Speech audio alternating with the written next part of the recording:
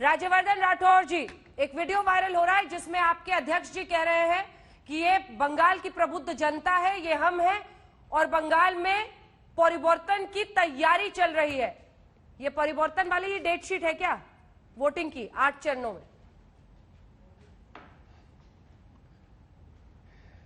देखिए, बहुत लंबे समय से बंगाल के अंदर जो आर्थिक मजबूती जनता तक पहुंचनी थी वो नहीं पहुंच रही है। एक बहुत ही वायलेंट स्टेट बनता जा रहा है। कहीं पहले दूसरे राज्य होते थे जहां चुनावी दंगे होते थे, अब यहां लगातार बंगाल में हो रहे हैं।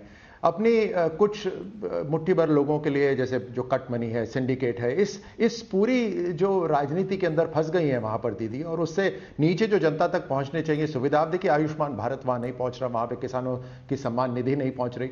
हमारी पार्टी ने यह लक्ष्य रखा है कि जो जनता मांग करेगी, और उसी हिसाब से वहां पर मैनिफेस्टो की तैयारी हो रही है। जो जनता मांग करेगी वहां पर सुशासन लाना है, और बंगाल की जनता देख रही है किस तरह से पूरे देश के अंदर सुशासन आ रहा है, किस तरह से नीचे तक पैसा पहुंच रहा है। जो चोरी होता था आज नीचे तक पहुंच रहा है। एक उम्मीद जग रही है जनता के अंदर, और तुष्टीकरण भी एक अपनी चरम सीमा पे पहुंचा हुआ है, जहां हिंदू धर्म के त्योहारों को फॉलो करने के अंदर भी बड़ी पीड़ा होती है लोगों को। तो हर तरह से, चाहे संस्कृति हो, चाहे डेवलपमेंट हो, चाहे आर्थिक मजबूती हो, एक गुड गवर्नेंस, उस गुड गवर्नेंस को पाने के लिए आज जनता वहां संघर्ष कर रही है, अपनी जान तक गंवा रही है।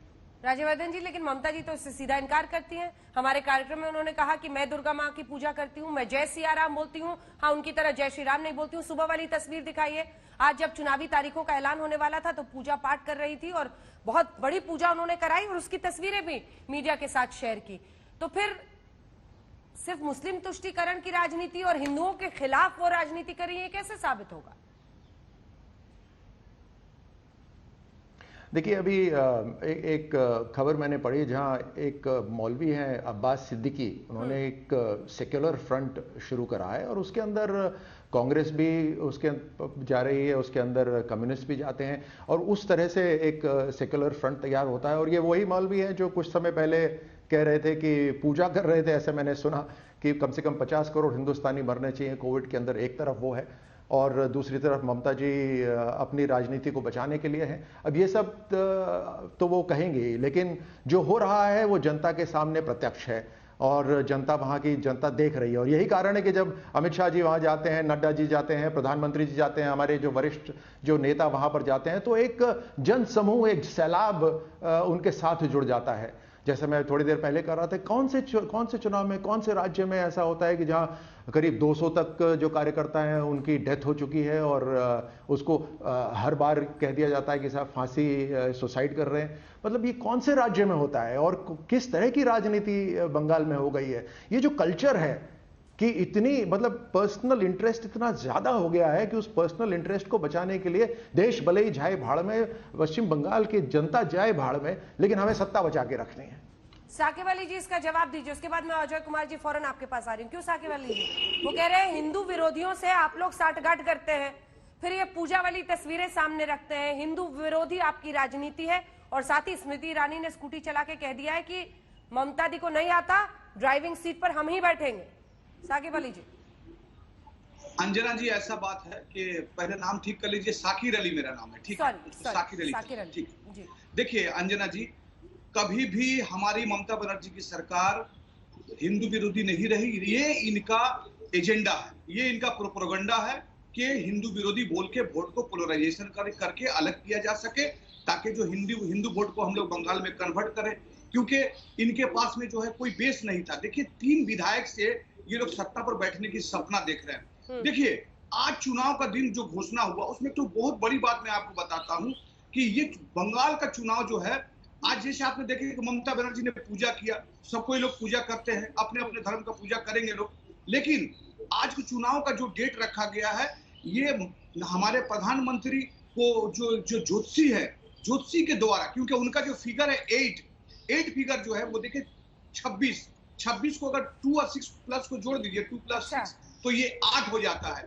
तो ये जो है 8 इनके लिए शुभ अंक है प्रधानमंत्री मोदी जी के लिए, और इसके साथ 8 चरण बंगाल का, ये भी उनके लिए शुभ, उनको जोशी ने कहा। अब ये तो राठौर साहब ही बताएंगे।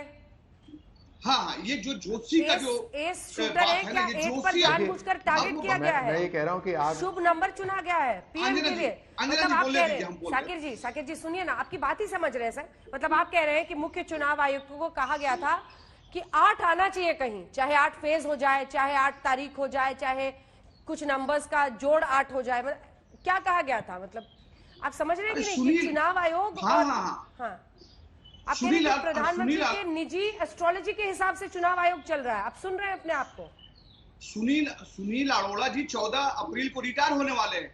आप देखिए कि उनके प्रेस कॉन्फ्रेंस में कितना पानी पिए हो, कितनी बार पानी पिए हैं।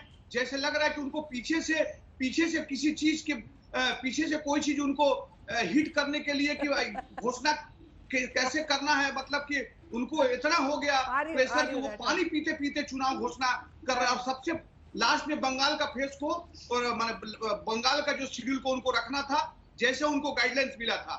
ये जो है हम आपको बताते, 2 पुलिस ऑब्जर्वर, 1 स्पेशल ऑब्जर्वर। हमारे कहने का मतलब है कि 2016 का चुनाव देखिए, 18 का चुनाव देखिए, 19 का चुनाव देखिए, 2011 का चुनाव देखिए। राज्यवर्धन जी रिस्पॉन्ड करना चाह रहे हैं, लेकिन अपने अंदर के ब्योमकेश बख्शी से ये भी पूछ लीजिए कि कितनी बार पानी पीने पे लगता है कि डर गए थे और कितनी बार पानी पीते तो लगता कि वो डरे हुए नहीं थे। मतलब आप गिन रहे थे कि वो कितनी बार पानी पी रहे हैं। मतलब अब हम ऐसी हल्की बातें करेंगे, आपको लग रहा है कि वो डर रहे थे इसलिए पानी पी रहे थे, इसलिए 8 प्रेशर से पानी पी रहे थे ना, प्रेशर बहुत काफी प्रेशर में थे, प्रेशर में पानी, इसीलिए पानी बहुत प्रेशर में थे।